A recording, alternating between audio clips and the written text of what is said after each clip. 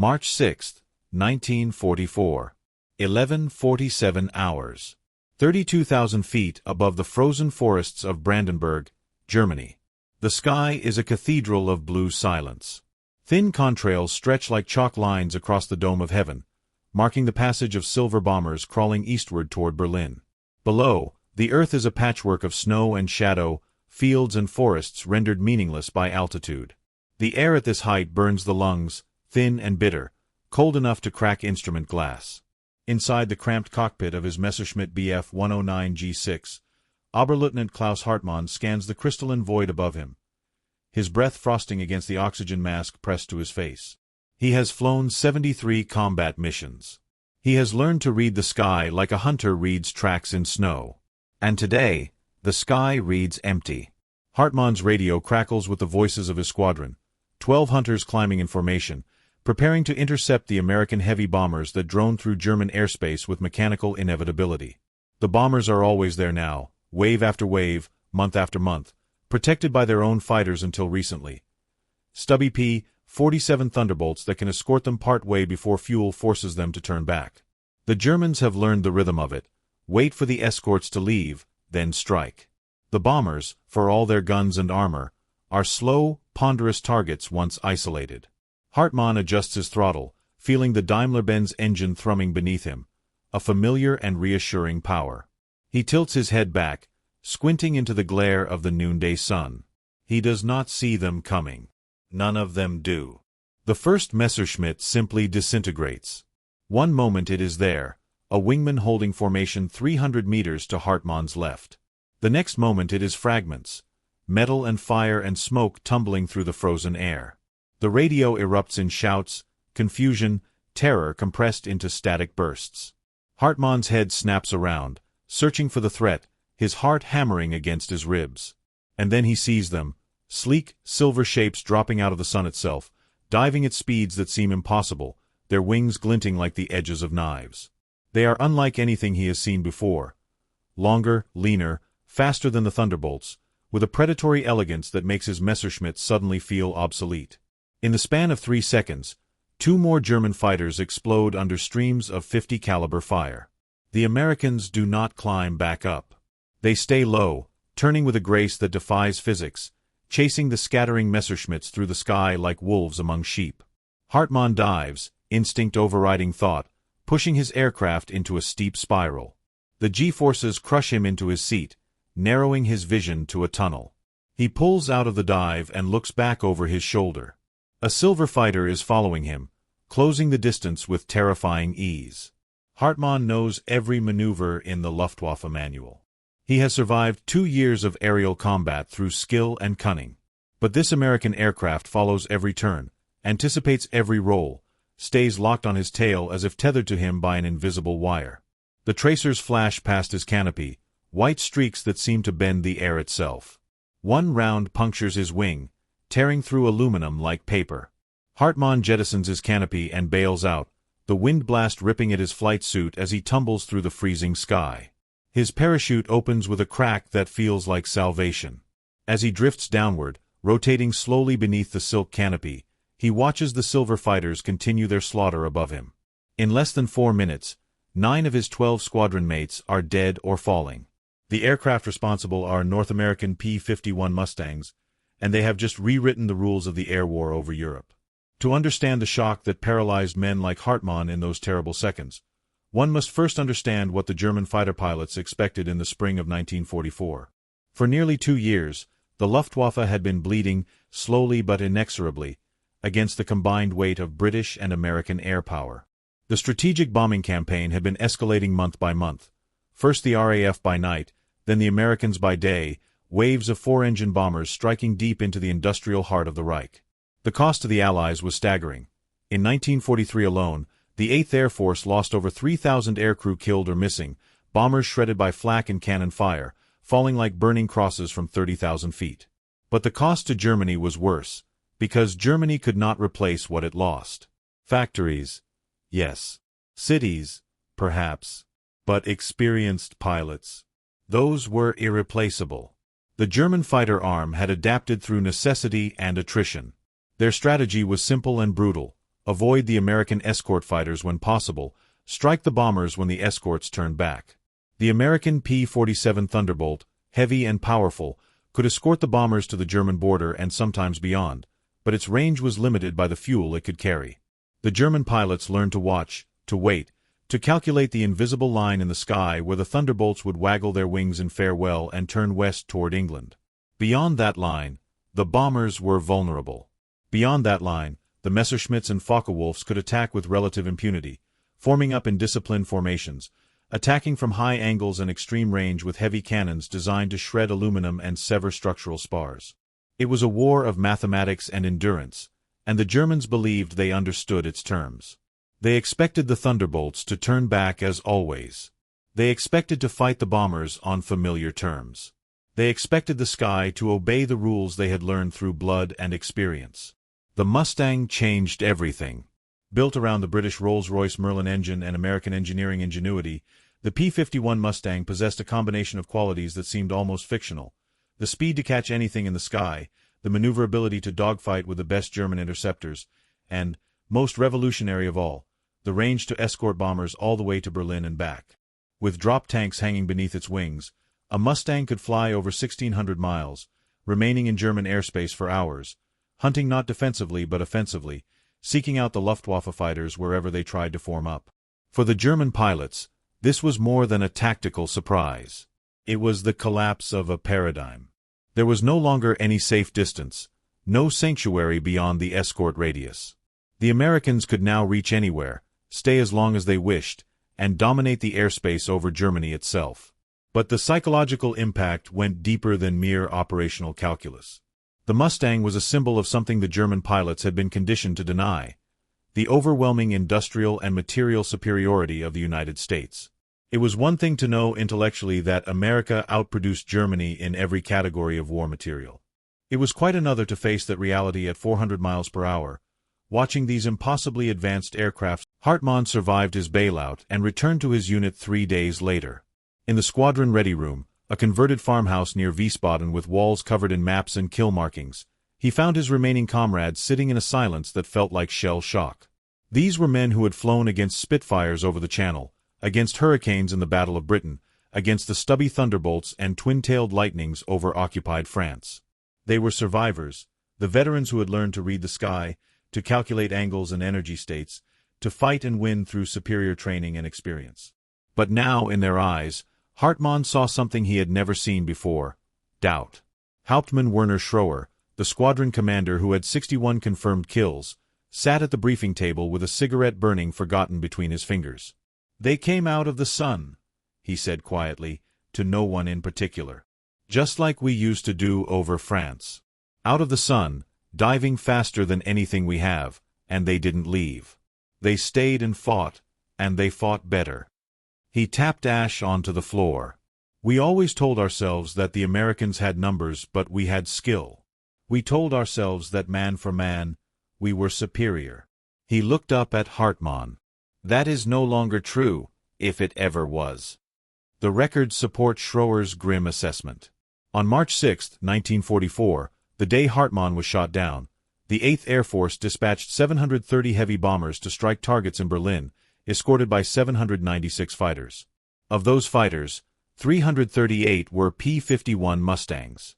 The Luftwaffe launched approximately 150 interceptors to meet them.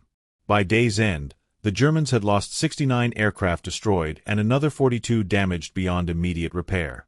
The Americans lost 11 bombers and 5 fighters. The exchange rate, which had once favored the defenders, had inverted catastrophically. But the numbers alone do not capture the human dimension of the shock. The Luftwaffe pilots were not merely losing aircraft, they were losing faith in the mythology that had sustained them. Lieutenant Gustav Meyer, a 22-year-old pilot who flew his first combat mission that week, described his encounter with a formation of Mustangs in a letter to his sister that was later recovered from his effects after he was killed over Schweinfurt in April. "We climbed to meet them as we were trained," he wrote. "We had altitude and the sun behind us. We should have had every advantage. But when we dove to attack the bombers, the Mustangs were already there, already between us and our targets, as if they had known we were coming before we did." Muller was shot down before he could fire a single round. I tried to turn inside one of them, to get on his tail as I was taught. He followed my turn as if he were flying my own aircraft. I could not shake him. I pushed the throttle to the emergency setting and dove, and still he stayed with me, closing the distance. I only escaped because he broke off to engage someone else.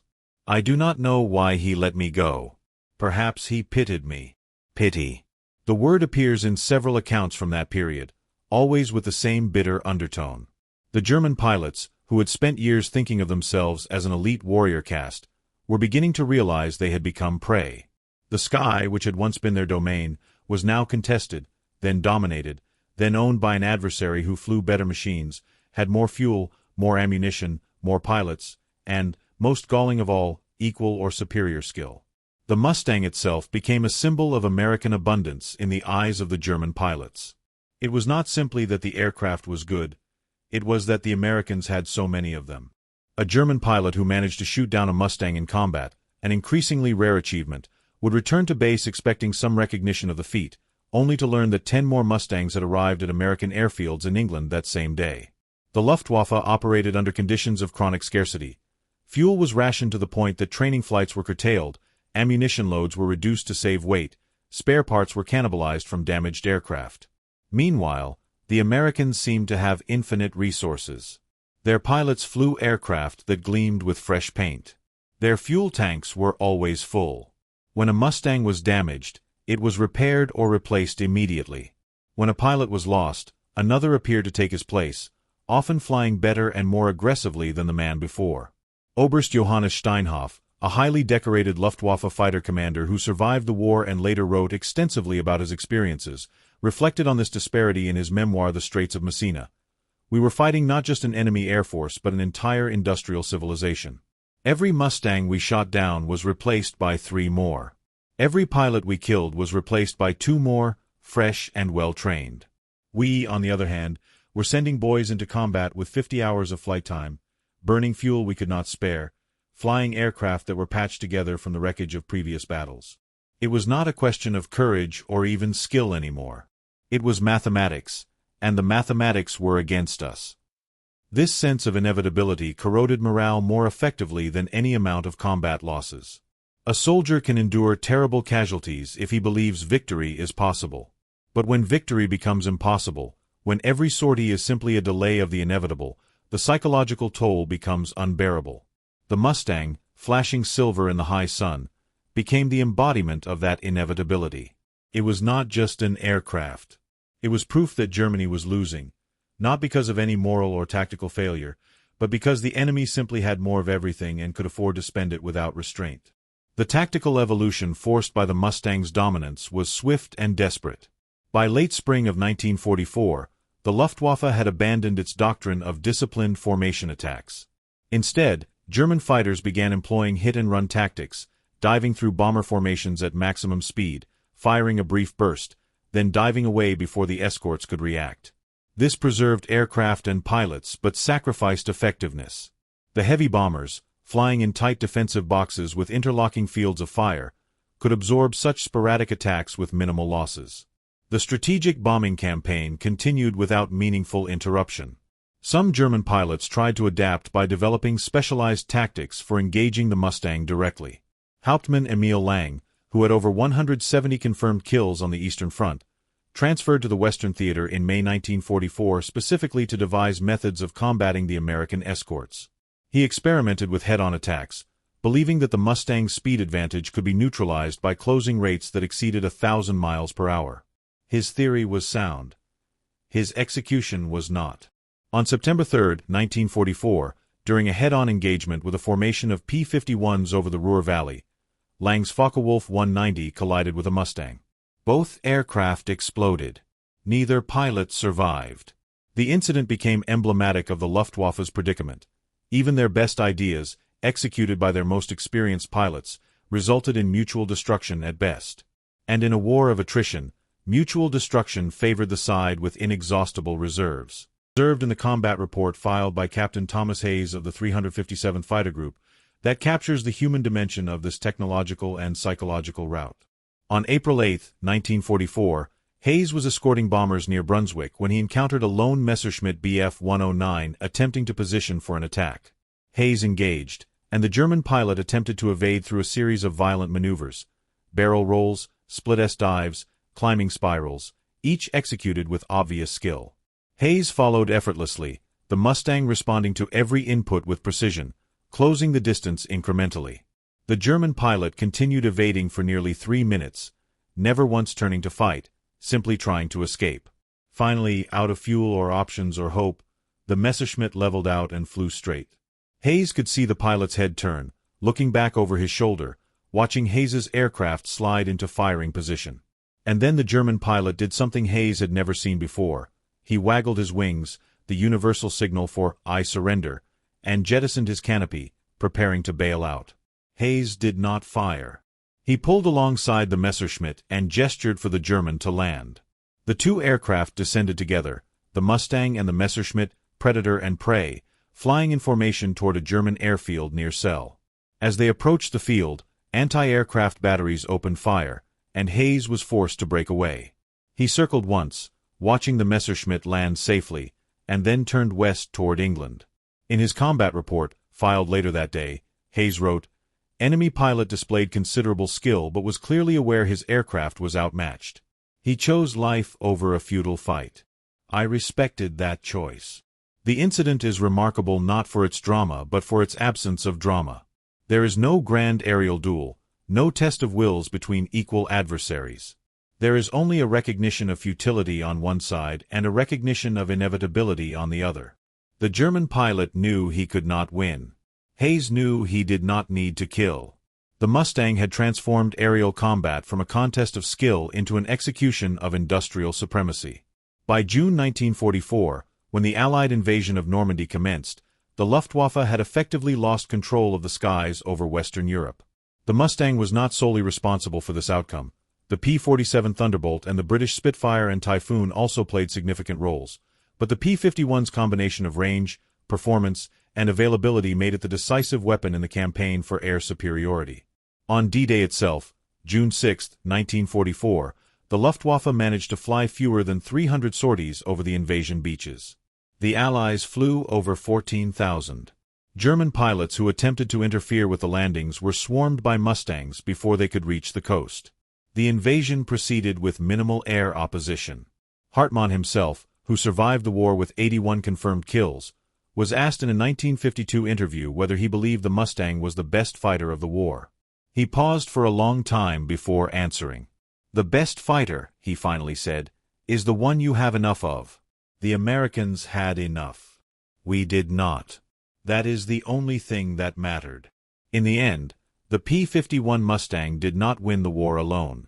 No single weapon ever does. But it did something perhaps more significant.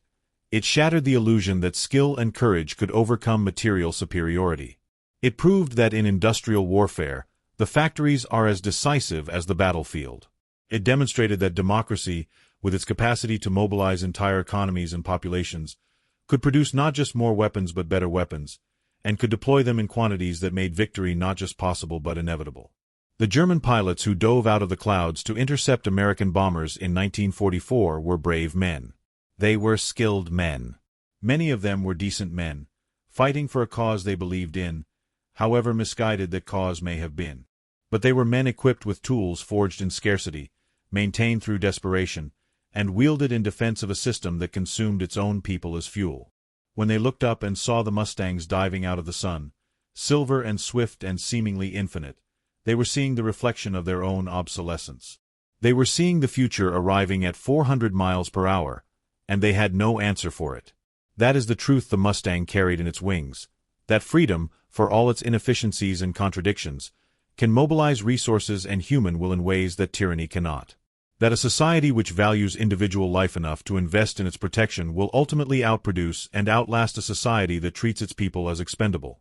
That the bomber crews who flew through hell over Germany, and the fighter pilots who escorted them, were not just serving a military strategy but embodying a principle, that some things are worth the cost of defending them.